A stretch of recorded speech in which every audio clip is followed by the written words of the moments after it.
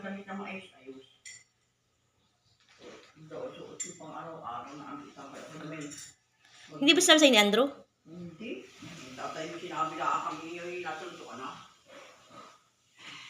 Sana ko nito na maayos-ayos na pangkit. Kaya ang ganda nito.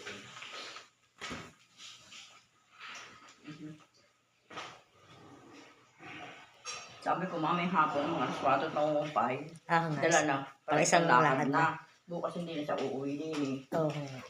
Sabi ko, kaysa susunduin. Sa ngayon na yan, oo. Kaya nga aga pati para makabalik sa Andrew na maaga. Oo, para isang Pangumpay lakad na. Para bukas hindi na siya paparito. O, tilang ng pangumpay kasi pangbukas. Ano na pang Lunes lang yon. May bukas, may pang ngayon na eh. Ah, may pangbukas nga. Ay, hindi. Yung kinumpay ng mga yan, ano eh. Ngayon. Parang hanggang bukas din ng mga waga. Oo, Eh, di yung hapon. bukas yung hapon, no?